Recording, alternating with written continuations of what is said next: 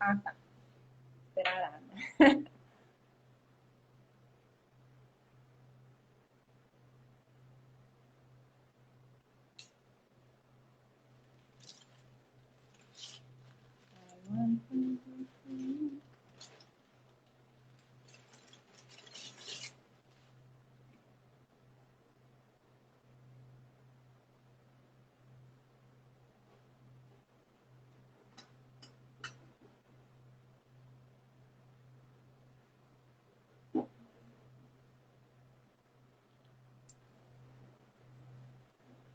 Hare Krishna,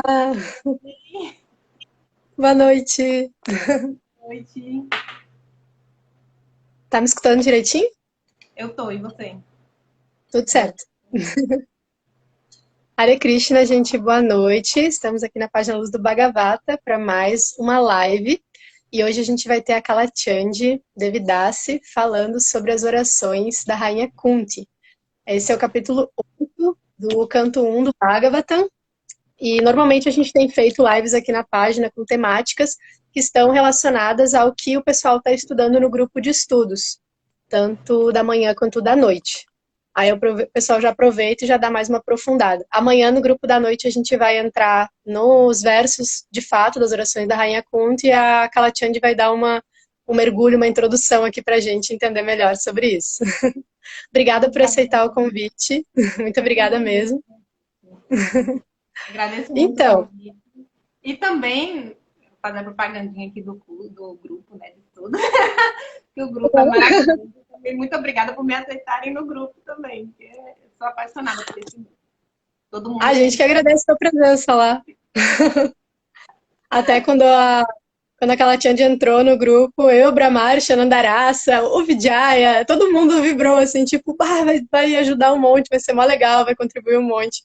E de fato é isso que acontece, ela contribui um monte lá com a gente no grupo de estudos e traz informações diferentes, assim, né? Traz outra perspectiva, traz outro olhar, traz outro ponto de vista. Acho que é uma das coisas que você mais contribui lá no grupo mesmo, é trazer uma forma diferente de ver as coisas, né? Mesmo o estudo pode ser um pouco condicionado, assim, né? Você traz um ponto diferente. Muito legal.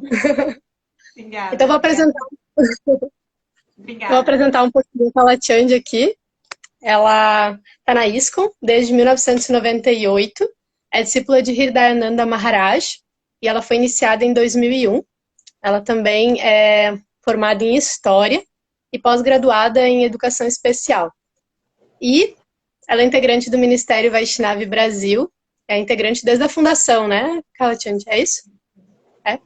Então, é uma super referência aí pra gente de serviço devocional, de exemplo de uma mulher servindo. Para mim é uma inspiração mesmo e tenho certeza que para mais um monte de devotas, sem dúvida nenhuma. Atualmente ela está trabalhando na rede. Atualmente ela está trabalhando na rede pública. Oi? Quê? Agora eu fiquei sem graça. É verdade, é verdade. Atualmente ela está trabalhando na rede pública de educação da Bahia e é também colaboradora e monitora do acampamento Radha Krishna Camp, organizada pelo SEJU e pelo SEDUC, que são as Secretarias de Educação e de Justiça. Então, a gente agradece muito a Kalachand. A Oi? Secretaria da Juventude, desculpa. Ah, da Juventude, tá certo. Obrigada. A gente agradece muito a Kalachand de estar aqui hoje com a gente falando sobre. Espero que todos possam ter uma boa escuta aí da fala dela, bem atenta, para a gente receber o benefício de escutar sobre uma devota tão avançada como a Rainha Kunti, vindo de uma pessoa tão inspiradora como a Kalachand. Então, é isso. Muito obrigada as palavras, Darada. Não acredito em tudo isso, não, mas eu fico muito feliz de ouvir, mas fico falando, gente, onde Quem cada quiser comprovar, quem pessoa quiser acha comprovar o que eu tô falando, não sou eu. hã? Essa pessoa não sou eu, é outra pessoa. Muito obrigada. Processo de não se identificar para tal, né? Mas quem quiser comprovar, pode de repente participar do grupo de estudos, né? A gente tem um grupo de estudos de 15 em 15 dias, no sábado às 9 horas da manhã, e outro às 5 e meia da tarde. Aí a Carla está participando da noite, e de manhã a gente também tem esse horário, que é normalmente 2 horas de estudo, e é de 5 a 10 versos que a gente aborda e tenta fazer isso com, apesar de ter muita seriedade também no nosso estudo, também tem muito bom humor, descontração, amizade e tudo mais, para a gente levar com leveza e ninguém ficar constrangido de trazer os pontos que acha importante e tudo mais, né, e contribuir. Então é isso, vou deixar você agora. Então, tchau, muito Eu não quero obrigada. tomar o seu tempo. Obrigada, Carla. A gente vai estar aqui discutindo. Tá bom. Hare Krishna. Aí fiz alguma coisa.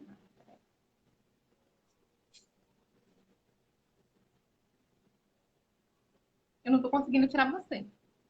Deixa eu ver se eu consigo eu sair de repente. É porque eu tô apertando no X e tá indo pra encerrar o vídeo. Ah, consegui. Consegui. Bom, muito obrigada pela presença de todas e todos e novamente agradeço o convite. Estar aqui hoje com essa incumbência de falar de contingência. Eu queria, antes de tudo, dar uma contextualizada na personagem, né?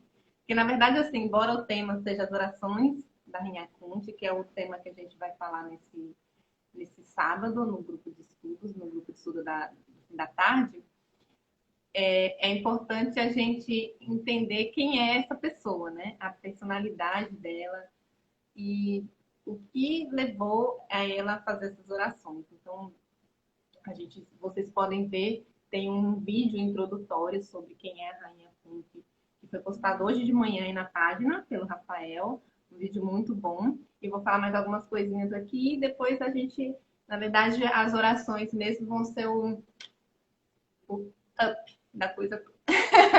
Então, vamos lá? Então, primeiro, quem é a Rainha Kunti? Né? Então, ela é uma grande personalidade da história do Mahabharata, da história da Índia Antiga.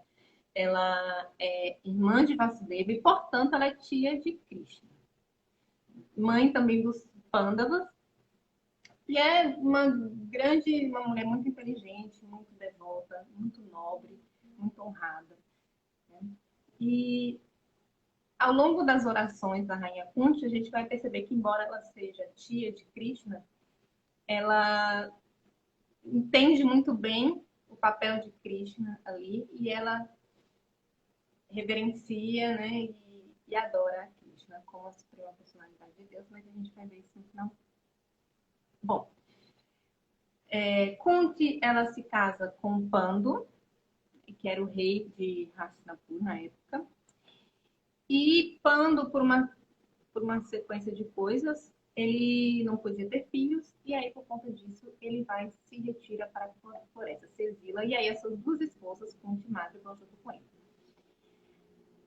Nesse autoexílio, durante esse autoexílio, Kunti conta para Pandu sobre uma bênção que ela tinha, que ela poderia convocar, ela tinha um manto que ela poderia convocar qualquer semideus, e com eles ela poderia ter filhos. No caso, ela recebeu essa bênção de um sábio. E aí, com isso, ela conseguiu 5 filhos de Pandu, 3 dela e 2 de Madre. Essa história está mais detalhada no vídeo que eu falei do Rafael de manhã, então vocês podem assistir. Só estou passando assim por cima agora para quem não assistiu o vídeo e não ficar muito perdido. Mas tem mais detalhes sobre como se deu essa bênção, por que Pando não podia ter filhos, etc. Então dá para ver melhor lá. Bom, quando Pando, durante esse exílio, depois de ter os filhos, passa um tempo, Pando morre. Isso também está no vídeo. Isso também está no vídeo do Rafael.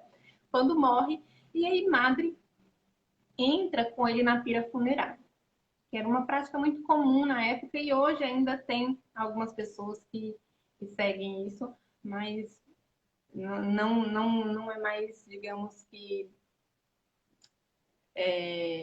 recomendado, porque naquela época as práticas religiosas eram diferentes e a força dos brahmanas, dos rituais, eram maiores. Né? Então a gente hoje em dia, esse tipo de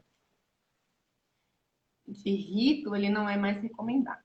Mas, bom, Madre foi e entrou na pira funerária com Pando. E aí tem um detalhe, porque Kunti, ela tem uma discussão entre Madre e Kunti sobre quem iria entrar na pira funerária. E no final dessa discussão, chega-se à conclusão que Madre vai entrar, Madre consegue convencer Kunti a entrar, não era o inverso, tá? Era, eu vou entrar, eu preciso entrar, é minha responsabilidade, eu sou a primeira esposa, Kunti dizia. E Madre, não, é minha responsabilidade pelas circunstâncias em que ele morreu e porque você tem mais nobreza do que eu. Você é alguém que com certeza não vai não vai privilegiar seus filhos.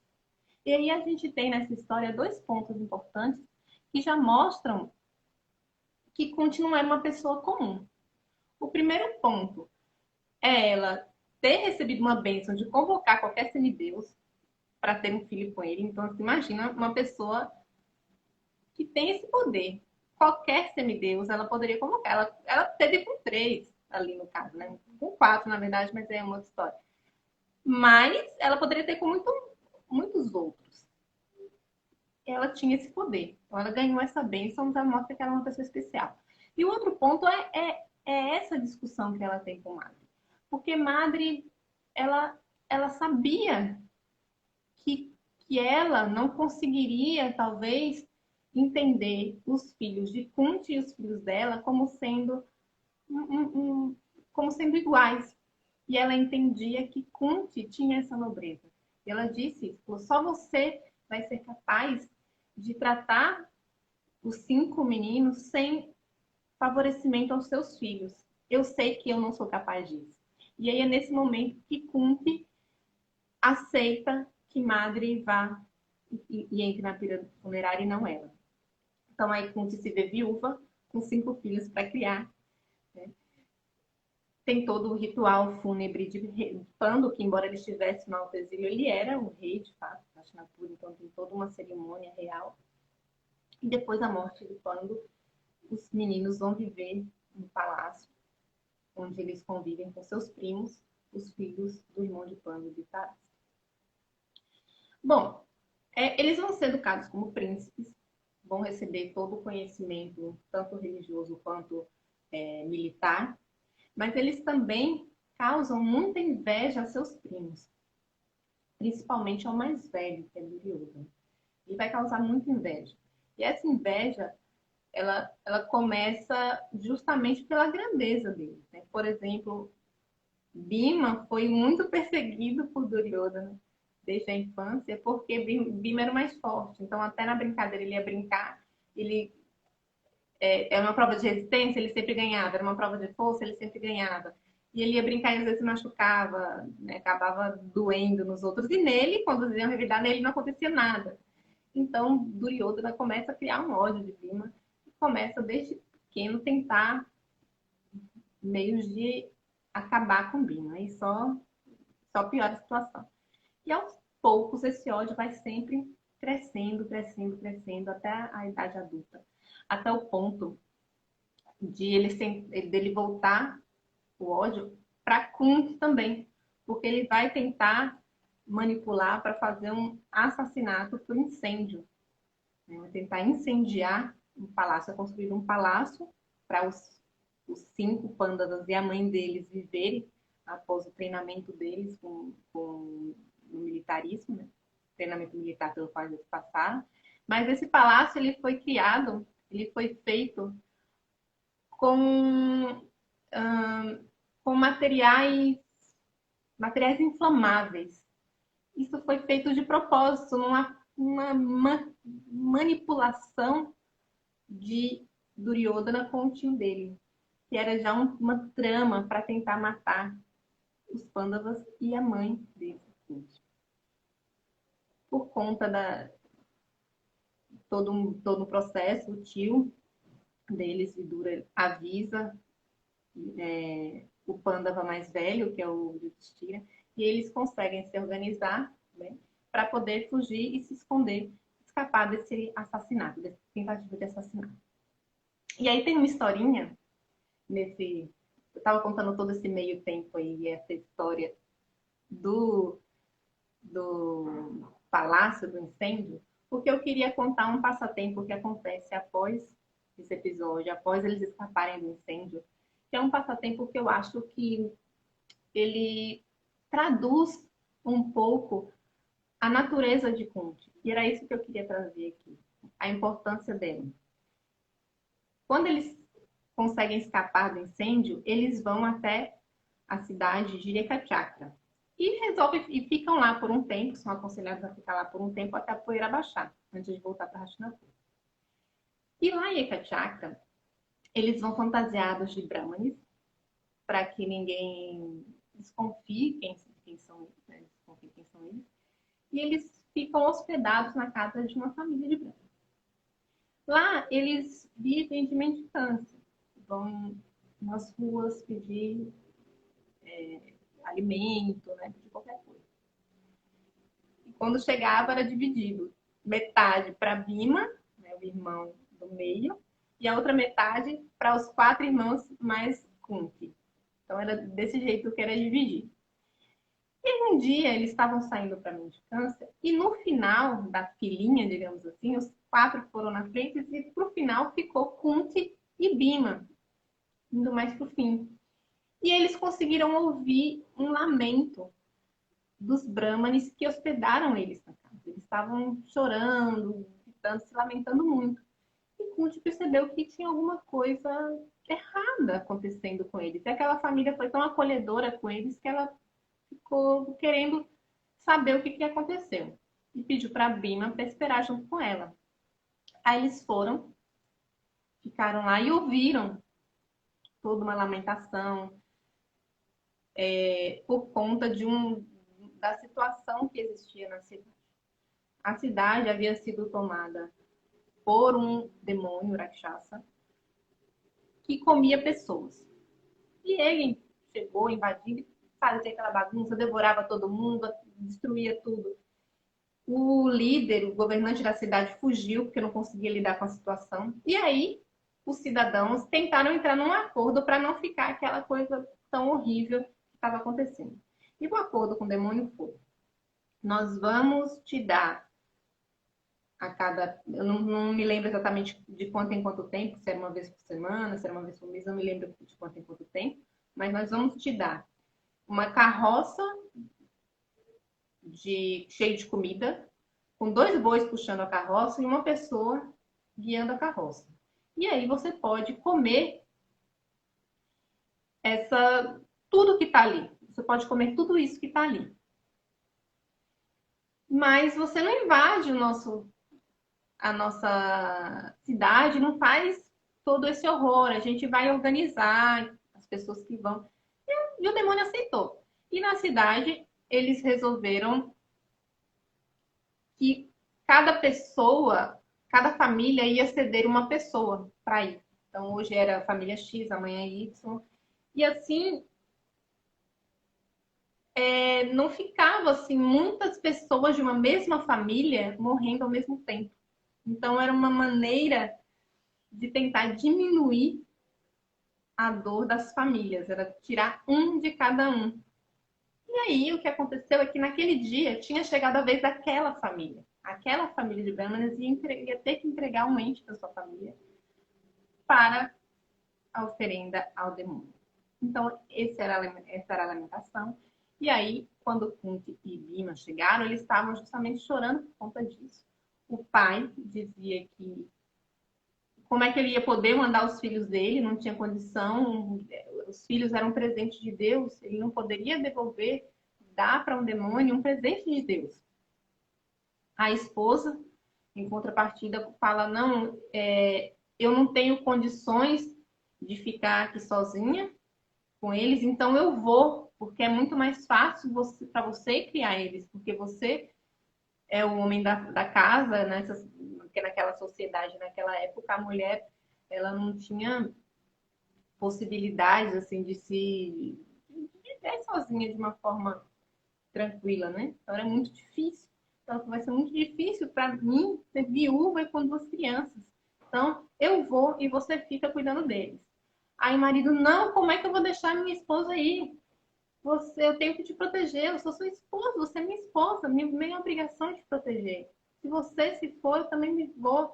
E você é imprescindível para cuidar você que educa, sem você, como é que vai ser essas crianças? Aí a menina, que era um pouco mais velha, deixa que eu vou, porque qualquer um de nós que ficar órfão vai ser difícil, então é melhor que vocês dois estejam vivos e cuidem do meu irmão. Meu irmão leva o nome da família. Aí ficou aquele chororô, todo mundo chorando junto. E aí Kunti interviu, perguntou exatamente o que estava acontecendo. Ele explicou a história da existência do demônio. E aí Kunti teve a seguinte ideia, falou para ele: não se preocupe, não vai ninguém da sua família, eu vou mandar o meu filho. O Brahmana: como assim? Ela falou: não se preocupe com isso, porque o meu filho, Bhima, ele tem poderes sobre-humanos. Não vai acontecer nada com ele. Aí o Brahma ainda ficou assim super confundido. Ele falou: não, mas como a gente vai deixar vocês irem? Como a gente vai deixar ele ir? Ele vai ser comido? Ela falou: não, ele não vai ser comido. Ele vai destruir esse demônio. Ele já destruiu outros demônios. E a cidade vai ser salva. Já tá tudo certo. Eu garanto que meu filho consegue. Só que vocês não podem contar nada para ninguém. Ele tem esses poderes sobrenaturais, mas se souberem disso, aí tudo se acaba. Bom, aí combinaram e aí ela foi depois encontrar os outros filhos. Quando ela contou isso para os outros filhos, o Yudhishthira ficou assim, indignado. O Yudhishthira falou assim: mãe, a gente está se escondendo. A primeira pessoa que descobrir que um de nós destruiu um demônio como esse, obviamente vai saber que é Bhima. E nosso disfarce será por água abaixo. Outra coisa, e se na pior das hipóteses a gente perder Bhima? Se esse demônio matar Bhima, o que vai ser de nós sem Bhima? Bhima salvou a gente de tantos horrores, de tantas coisas. Isso é muita imprudência. Onde ficou seu juiz, ele fala no caminhão. E Kunti ouve tudo passivamente, ouve todas as reclamações de Yudhishthira. Quando ele termina, ela fala, chama e fala: meus filhos, existe algo que vocês não estão se lembrando. Nós somos kshatriyas. Nós estamos vestidos de brahmanas, mas nós somos kshatriyas. Nosso dever é proteger. Então, vocês estão esquecendo do seu dever. Nós temos o dever de proteger os mais fracos. E o dever de retribuir toda a bondade dessa família com a gente. E aí ela começa a fazer um discurso ensinando para Yudhishthira, que é filho do próprio Dharma, ensinando para ele o que é Dharma.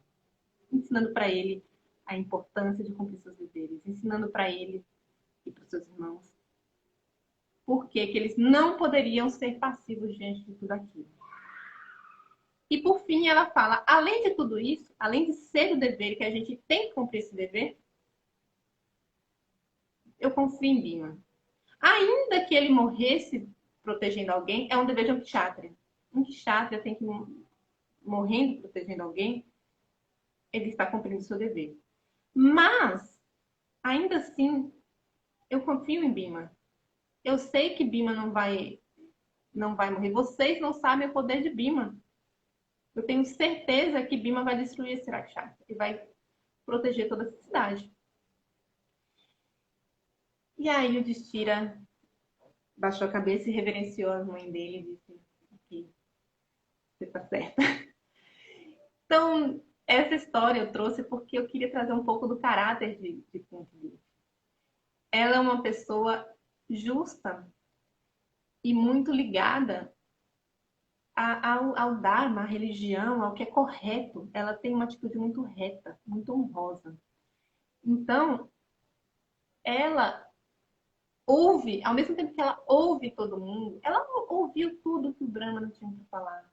Contou a história, e a partir dali ela analisou tudo e criou um plano com Bhima. Depois o Yudhishthira foi lá, até foi um pouco desaforado. Imagine falar para a mãe dele: que juiz, cadê o seu juízo? Você foi imprudente, foi bem desaforado, porque se eu falasse isso para minha mãe ia me deixar de castigo. Então ele bem desaforado e ela ouviu passivamente tudo que ele tinha para falar. Só que depois ela ao mesmo tempo que ela ouve e é passiva, ela tem uma autoridade no que ela fala.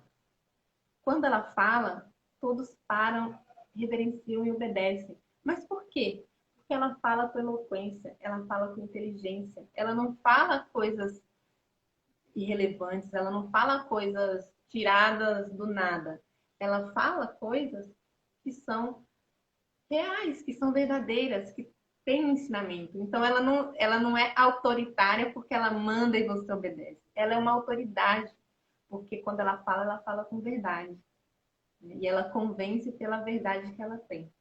Então essa é muito Deus.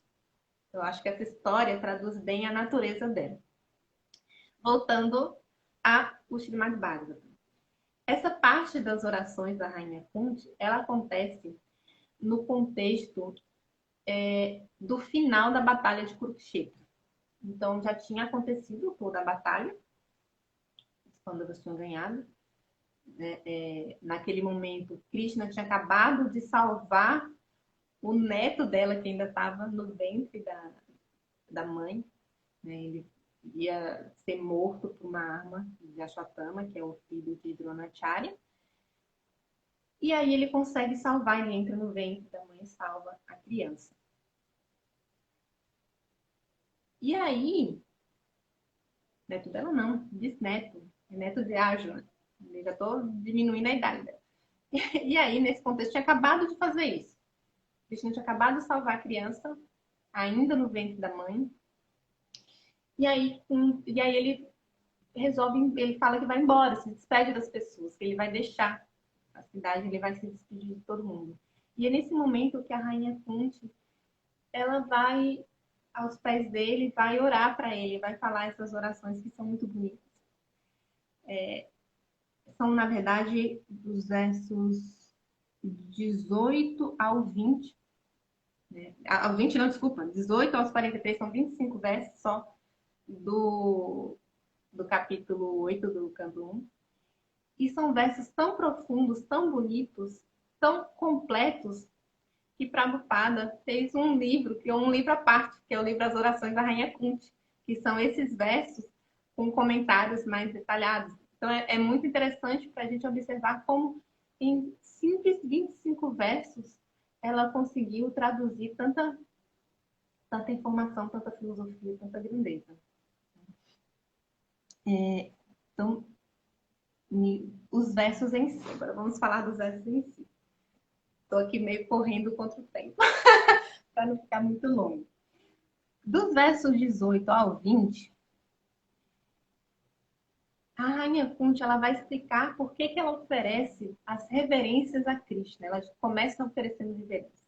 Ela fala, ó Krishna, ofereço minhas reverências a você porque você é a personalidade original e não afetado pelas qualidades do mundo material. Você existe dentro e fora de tudo, mas é invisível para todos. Ela continua dizendo que, estando além do alcance da percepção sensorial ilimitada, você é o fator eternamente irrepreensível, coberto pela cortina da energia ilusória. Você é invisível para o observador tolo, exatamente como um ator vestido de jogador não é reconhecido.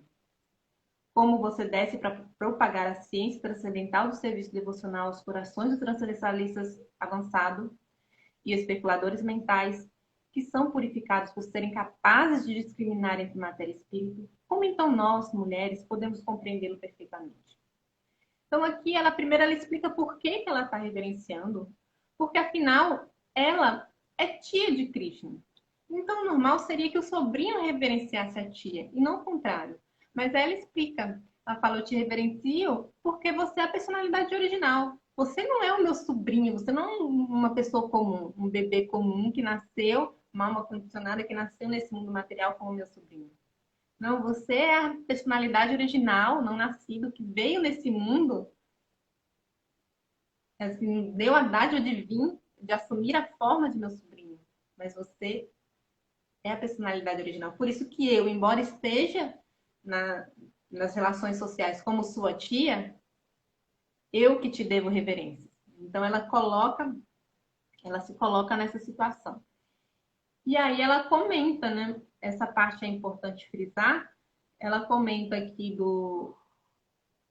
que ele desce para propagar a ciência transcendental do serviço devocional aos corações dos transcendentalistas avançados e dos especuladores mentais. Os especuladores mentais aqui são basicamente filósofos, né? Isso é mais ou menos o que eles querem dizer, que são purificados por serem capazes de discriminar matéria espírita. Então, como nós, mulheres, podemos conhecê-lo perfeitamente? É importante falar aqui que quando ela questiona a capacidade da mulher entender perfeitamente Krishna, ela não está dizendo que a mulher tem uma menor capacidade intelectual. Não é isso.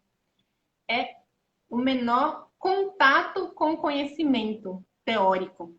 Porque tanto que ela coloca aqui dos transcendentalistas avançados, dos especuladores mentais. Especuladores mentais são os filósofos. Então, são pessoas que estavam em contato com o conhecimento oficial. Então, o que ela diz é isso. Era uma sociedade em que o conhecimento ele não era aberto às mulheres, né? Ele era a mulher era uma sociedade muito dividida sexualmente, onde até hoje em alguns lugares infelizmente ainda são. Então, era bem dividido sexualmente e as ações, as atividades intelectuais, assim como as atividades de guerra, era predominantemente masculina. Então, nesse sentido, a mulher, ela tem a capacidade intelectual, sim, tanto que Krishna no Bhagavad Gita fala dentre as mulheres da sua inteligência, a beleza, a fama, enfim. Então, seria contraditório se não fosse assim. Porém, a elas não está disponível o conhecimento. Então, são as pessoas que não tiveram o acesso a essa informação. Então, por isso que ela questiona. Como nós, que não temos acesso à informação, podemos conhecê-lo? Essas pessoas que são estudiosas, que são os filósofos, que são os transcendentalistas avançados, super estudiosos, eles têm mais facilidade de conhecer. Porque nós que não temos esse acesso à informação, como a gente vai fazer? Como a gente pode conhecer? Então, o questionamento dela é esse, né? É em relação ao acesso à informação. No verso 21 e 22, ela vai dizer que Krishna, né, ela pede permissão para oferecer reverências a Krishna, mas ela vai dizer que é que Krishna que eu estou pedindo para oferecer reverências. Porque ela diz assim: permita-me oferecer minhas reverências ao Senhor que se tornou filho de Vasudeva, prazer de Devaki, o menino de Nanda e os outros vaqueiros de Vrindavana, o vivificador das vacas e dos sentidos. Minhas reverências vão a ti, ó Senhor, cujo abdômen é marcado por uma depressão como uma flor de lótus, que está sempre decorado com guirlandas de flores de lótus, cujo olhar é tão fresco quanto o lótus e cujos pés são gravados com lótus. Então, aqui também é para não restar uma dúvida.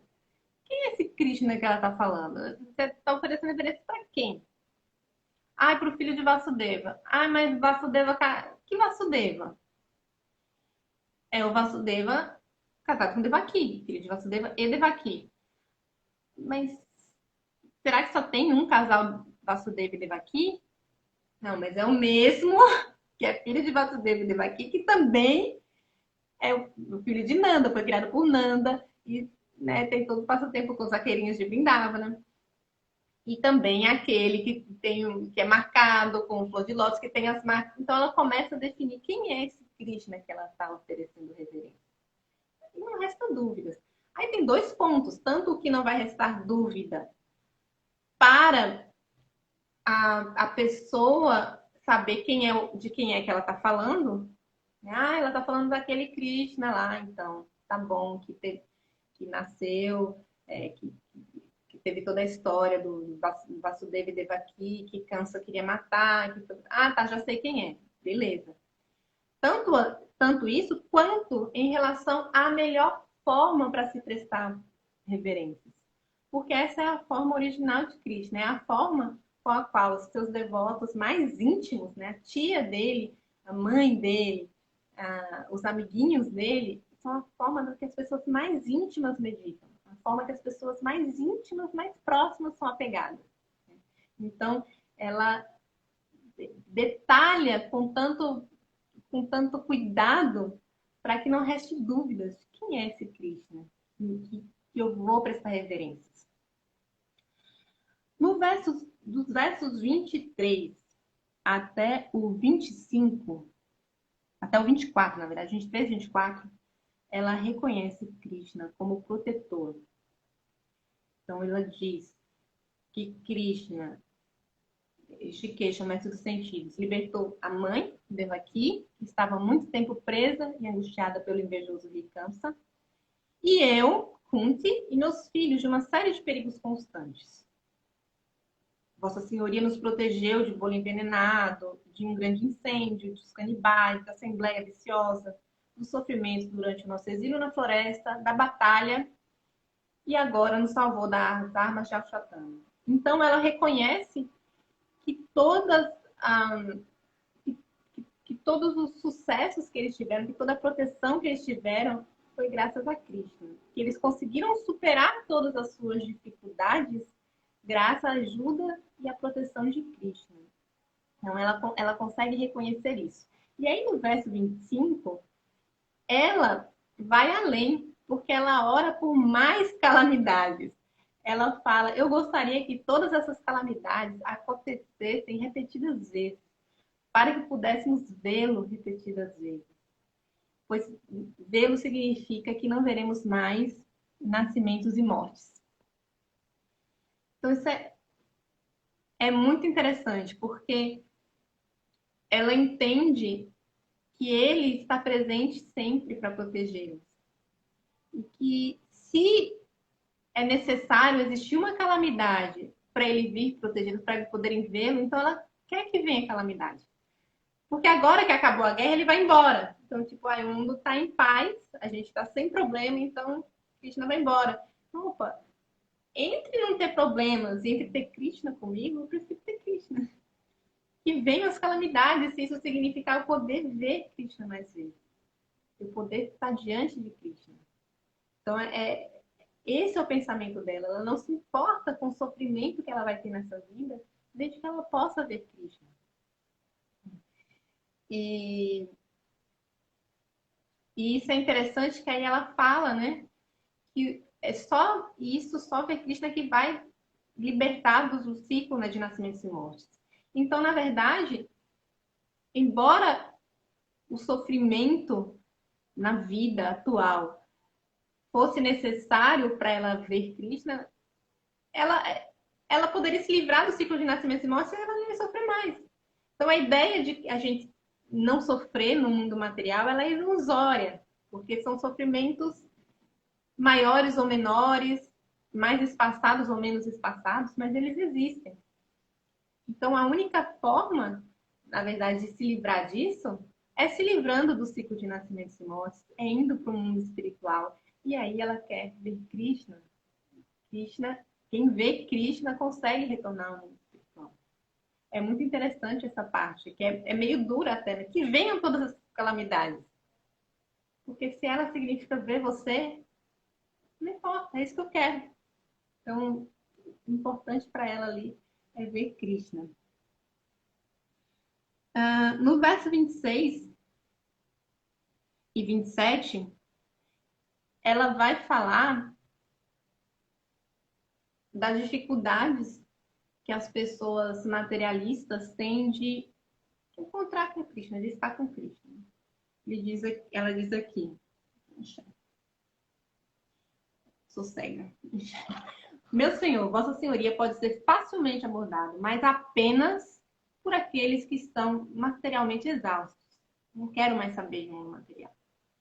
Aquele que está no caminho do progresso material, tentando melhorar a si mesmo com linhagem respeitável, grande opulência, grande educação e beleza, não pode se aproximar de você com sentimento sincero. Minhas reverências são para você, que é propriedade dos empobrecidos materialmente. Você não tem nada a ver com ações e reações do mundo material, dos modos da natureza material. Você está satisfeito consigo mesmo e, portanto, é o mais gentil e mestre dos monistas. Eu acho muito interessante essa fala dela de que você é a propriedade dos empobrecidos materialmente. Porque a pessoa, quando ela não tem nenhum desejo material, ela é empobrecida materialmente, ela não quer nada. Eu não quero nada, eu não quero nada de material. O que que eu quero? Eu quero Krishna. E Krishna se doa para essa pessoa. Quando a pessoa quer Krishna verdadeiramente, ele se doa para essa pessoa. Ele está ali para ele.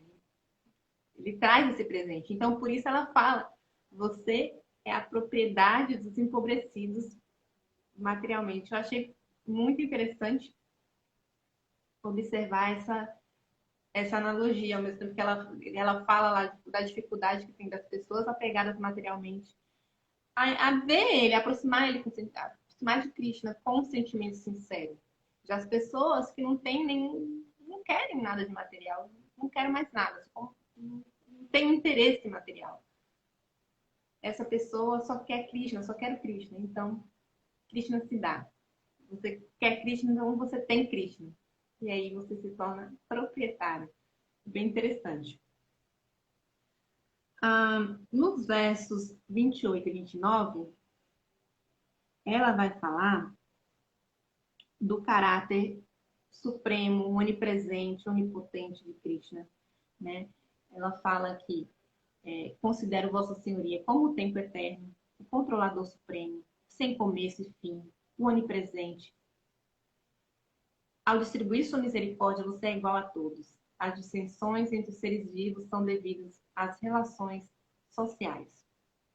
Ó Senhor, ninguém pode entender seus passatempos transcendentais, que parecem ser humanos e, portanto, são enganosos. Você não tem nenhum objeto específico de favor, nem tem nenhum objeto de inveja. As pessoas apenas imaginam que você é parcial. Essa aqui é bem interessante também, porque vai entrar no ponto da parcialidade de Krishna, que a gente discutiu isso várias vezes no grupo de estudos, por exemplo. Porque mesmo na Bhagavad Gita, Krishna fala, tem um verso que Krishna fala que ele olha, né, que ele tem um amor maior ainda, né? Ele ama a todos igualmente, e mais ainda aquele que é seu devoto, né? Devia ter pegado o verso de referência, eu não peguei. Enfim, ele fala dessa. Mas aí a Rainha Kunti ela explica aqui que pode parecer que tem uma diferença, mas não tem. Ele é imparcial. E essa diferença é devido às relações sociais. Então, assim, como seria isso? Quando ele protege um devoto, ele protege a humanidade. Quando ele permite que algo de ruim, né, que se ele fosse proteger pessoas demoníacas, pessoas que estão querendo o mal da humanidade, ele estaria prejudicando a humanidade. Então, o fato de Krishna ser compassivo, ser mais compassivo com seus devotos, né, permitir talvez que eles cheguem a lugares que, se não fosse por Krishna, eles não chegariam, isso é um bem para todo mundo. Um exemplo que a gente pode citar é de Prabhupada. Se Prabhupada, que teve vários problemas durante a viagem dele para ir para os Estados Unidos, num navio, né, problemas cardíacos e tudo, se ele tivesse e orou para Krishna, né, pediu para Krishna, não me deixe agora, eu preciso ir lá, preciso fazer esse meu serviço. Se Prabhupada tivesse falecido ali, nós estaríamos aqui hoje. Então, assim, quando Krishna protege Prabhupada e Krishna realiza o desejo de Prabhupada de não falecer naquele momento, ele realiza um bem para todo o mundo ocidental. Porque hoje, o conhecimento sobre Krishna, né, a filosofia, o movimento Hare Krishna, isso quando chega Prabhupada, está no mundo inteiro. Então, quando ele protege Prabhupada ali, ele concede a Prabhupada um pedido, ele não concede porque é um benefício pessoal para Prabhupada. Né? Se fosse assim, eu vou pedir hoje para não morrer, não vou morrer. Pedir para viver seria muito fácil, né?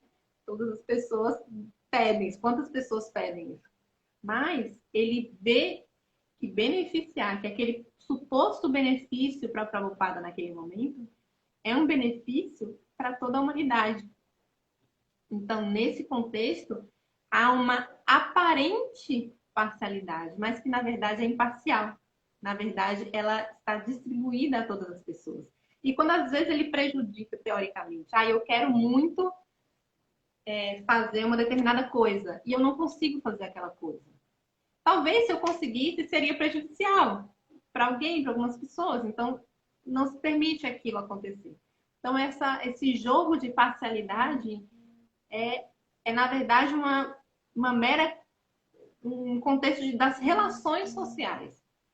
Mas, no íntimo, no âmago da coisa, na raiz da coisa, ele é imparcial. Então, só que isso só é possível porque ele é a suprema personalidade de Deus, porque ele é onisciente, porque ele é onipotente. Então, por conta disso, ele consegue ter essa visão que a gente não tem, lógico. E ele tem. Então, ela traz essa fala muito interessante. E depois, nos versos 30 e 31, ela fala sobre como ele é desconcertante. E o que é desconcertante é justamente isso. Da mesma forma que as pessoas às vezes não entendem como ele pode ser imparcial, se aparentemente ele é parcial, as pessoas não vão entender como é que ele é inativo, mas ao mesmo tempo trabalha, como é que ele nasce no mundo material, mas ele é não nascido, como é que ele tem pai e mãe, sendo que ele é a primeira, né, a primeira entidade, na verdade, ele é a força vital de todos, né? Então, como é que ele vem de uma outra vida, assim, nasceu do ventre de Deus aqui? Como assim? Então, isso são coisas desconcertantes. E outra coisa desconcertante que ela fala também é de quando mãe Yashoda amarra ele no pilão que ele tinha aprontado e ela vai lá dar o castigo e ele chora e treme com olhos de medo.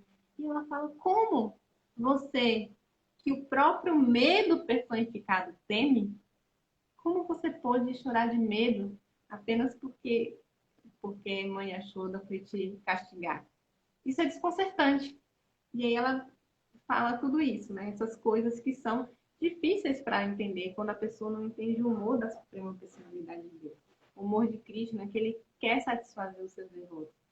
Mãe Yashoda, ela queria ser a mãe dele. E para ser a mãe dele, ele tinha que se comportar como filho dela. Então é muito interessante que ela cita essas situações difíceis de compreender, né? Para uma mente assim que não está voltada de fato para o conhecimento transcendental, que não está muito ligada a querer de fato entender Krishna, é realmente complicado. Nos versos 32 a 35, ela vai enumerar alguns dos motivos que podem ser responsáveis pela vinda de Krishna. Por que Krishna vem? Aí ela vai dizer que algumas pessoas dizem que ele nasce nesse mundo por conta para glorificar os reis piedosos, né? No caso, para agradar o rei Yadu, para agradar o rei Pando. Outros dizem que nasceu porque Vasudeva e Devaki oraram muito, eles eram grandes devotos. Ele nasceu para beneficiar eles. Outros dizem que é para matar aqueles que têm inveja dos semideuses. Outras pessoas dizem que Brahma estava muito magoado, triste e sobrecarregado e pediu ajuda para Krishna, então Krishna desce. Outros vão dizer que ele desce para rejuvenescer o serviço devocional, trazer bhakti, resgatar os processos de bhakti. E aí, para beneficiar todas as almas, né, condicionadas que sofrem as dores materiais. E aí ela finaliza dizendo que essa parte, né, que aqueles que continuamente ouvem, cantam e repetem suas atividades transcendentais ou têm prazer em outros fazendo isso, certamente veem seus pés de lótus, que são os únicos que podem impedir a repetição de nascimento e morte. Então ela enumera as várias coisas que podem ser uma parte dos motivos de Krishna ter vindo, de Krishna vir a esse mundo. Por que ele vem? Depois disso, ela fala no verso 37, de novo, sobre a dependência de Krishna. Ela diz, ó meu Senhor, você executou todos os deveres sozinho. Você está nos deixando hoje embora estejamos totalmente dependentes de sua misericórdia e não tenhamos ninguém para nos proteger. Agora que todos os reis estão em inimizade conosco, ela questiona, né? Ela fala, e agora? A rainha Kunti, ela coloca todas as vitórias dela, dos seus filhos, dos seus amigos, né? Todas essas vitórias graças à proteção de Krishna. E ela fala para ele, lindo, a gente conseguiu várias coisas, mas e depois, quando você for embora, quem vai nos proteger? O que vai acontecer? A gente tem inimigos. Nós não conseguimos com ele. Nós conseguimos tudo agora porque você estava do nosso lado. Então ela se rende completamente, ela coloca isso literalmente nas mãos de Krishna. Uma coisa interessante é que ela coloca, né? Você já executou todos os deveres sozinho. Qual é o dever da Suprema Personalidade de Deus? Então, assim, é muito interessante porque Krishna vem e ele vem num determinado tipo de família, num determinado que teoricamente dentro da sociedade tem um dever. E ele, mesmo sendo a suprema personalidade de Deus, que poderia delegar a qualquer outro, ele vem e cumpre esse dever que ele se predispôs a fazer. Porque ele serve de exemplo para as pessoas, ele está ensinando, ele está renovando, trazendo as práticas espirituais como elas devem ser. Então ele realiza esses deveres. E aí ela diz, você realizou sozinho. Não foram os pândavas que ganharam, foi Krishna que ganhou. Não foram nós que nos salvamos, foi Krishna que salvou. Né? Cada batalha, cada luta, cada coisa que teve ao longo da vida foi por conta de Krishna. Então ela coloca tudo na conta dele, né? Você nos protegeu, você fez tudo. E como vai ser agora? Sem você, o que a gente vai fazer? Não importa se tem filho de Dharma, filho de Indra, filho de Vayu, não importa quem está ali junto com ela. Krishna não está, então eles estão em perigo iminente. Aí no dos versos 38 ao 40, ela fala das possíveis dificuldades que vai acontecer pela partida de Krishna.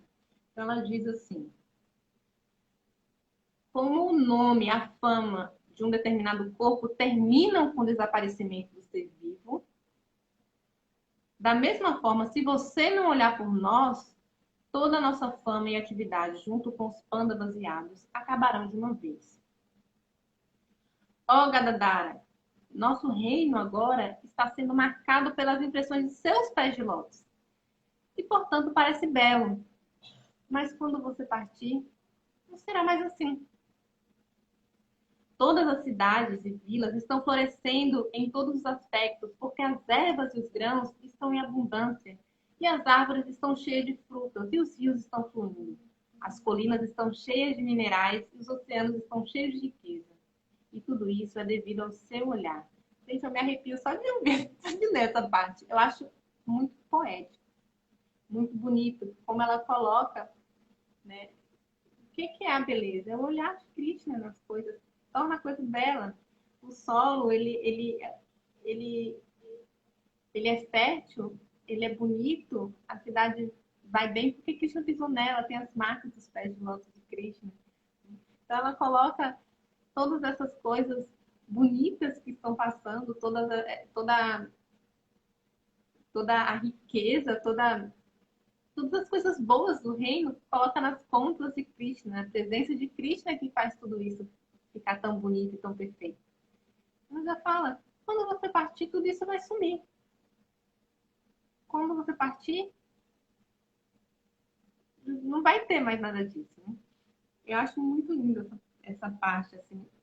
É um poema muito bonito, é uma poesia. E aí, os versos 41 e 42, ela já pede para Krishna, no verso 41, que ela corte que ele, por favor, ajude a cortar os laços dela de afeição com todos os parentes, com os pândalas, com os bichos. Ela pede, por favor, corte meus laços de afeição. Por quê? Aí no verso 42 ela diz que ela quer que a atração dela por Krishna não seja desviada por nada. Como assim como o Ganges flui para o mar sem nenhum obstáculo, eu quero que a minha atração por você, quero ser constantemente atraída por você, sem ser desviada por qualquer outra pessoa. Então ela entende que os apegos dela, mesmo que sejam apegos bonitos, né? Que são os apegos aos filhos, à família, apego de amar, de querer a pessoa bem, de querer cuidar. Mas ela entende que esses tipos de apego, ela pode amarrar ela e desviar ela do caminho de ir direto a Cristo.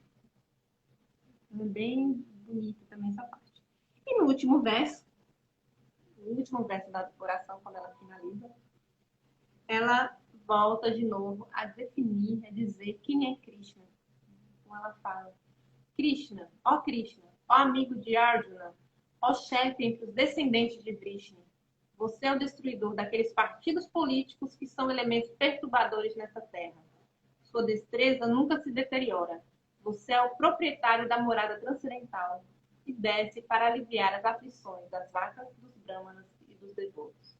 Você possui todos os poderes místicos e é o preceptor de todo o universo. Você é o Deus Todo-Poderoso e ofereço-lhe minhas respeitosas reverências. Kunti Devi Ki Jai. E essas são as orações da Rainha Kunti. Esses 25 versos pequenos, porém extremamente profundos e cheios de ensinamento. No verso seguinte, fala, né, que Krishna, quando ele termina de ouvir as orações de Kunti Devi, ele sorri, o sorriso dele encanta com o poder místico, né? Então ele, obviamente, fica muito feliz com a devoção e sinceridade de Kunti Devi. É isso, não sei se alguém tem algum comentário. Eu ouvi alguns comentários no meio do caminho e foi pulando que eu estava falando com medo do horário. Eu não lembro se o Instagram ainda está com aquela coisa de cair depois de 1 hora. Não sei se consigo achar aqui. Parada chat. Como é importante entender o sentido da fala em relação às mulheres nesse verso, mostrando ao mesmo tempo que Cristo está lendo conhecimento. Essa acho que foi naquela parte que eu falei da inteligência, né? Ai, gente, que bom que vocês gostaram. Eu acho que não tem como. Não tem. Aqui. Ai, Rafael, obrigada. Quando a gente conhece Krishna, aqui Patrícia, Krishna, quando a gente conhece Krishna, ele agindo assim para se relacionar com os devotos é sensacional, é transcendental. Muito. Muita gente dizendo que é lindo. As orações da Rainha Kunti são lindas mesmo. Ela realmente me inspira demais e merece ser sempre louvada. Muito obrigada novamente pela oportunidade de estar aqui falando essas orações que para mim são muito fortes e me traz. Toda vez que eu leio elas, que eu vejo elas, eu penso, por que eu não leio elas todos os dias? Eu sempre penso isso e depois acabo não fazendo. Talvez seja mais um lembrete agora de fazer. Você tem que fazer isso todos os dias. Muito obrigada pela oportunidade. Haribo. Não esqueçam de ver o vídeo do Rafael, que foi postado hoje de manhã, que dá a introdução de toda a história da Rainha. Haribo. Muito obrigada.